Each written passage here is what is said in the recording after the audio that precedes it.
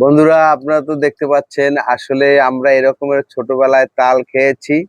তাল কসলানোর পরে যেটা পিঠা বানানো হবে সেইটা কসলাইয়া রাইখা এরপর বাকি যে অংশটা থাকতো আমাদের বাবা মায়ের দিত বা আমাদের আত্মীয় স্বজন যারা তাল কসলাইতো, পরে আমরা দাঁড়াই থাকতাম, বসে থাকতাম, তারা দিত নে খা। তো আসলে দেখেন আমরা যে তাল কসলাইছি সেই অবস্থা। এটা এখন আপনারা এই বাকি অংশটা আমরা খাইতে আছি, দেখেন।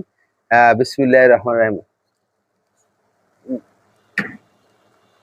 ভাই আসলে আপনারও বলতে পারবো না ভাই, সেই স্বাদ ভাই।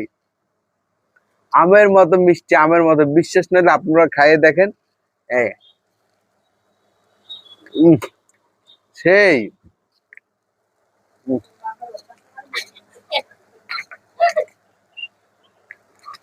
হুম। এরকম একসময় আমরা খাইছি ভাই, বিশ্বাস করবে না, তখন তো ছোট ছিলাম, দাড়ি মুছ ওঠে নাই। এখন শেষ বয়সে আর একবার শুরু করলাম, আপনারা খাবেন, আসেন আসেন। উম, ভাই খাওয়ার মতো ভাই, না খাইলে স্বাদ বুঝবো না, খাওয়ার মতো ভাই।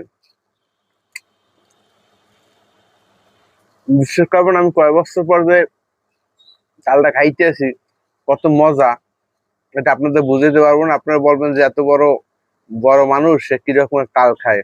আসলে মজা আপনারা বুঝতে পারবেন না না খাইলে। সেই ছোটবেলার কাহিনী। উম,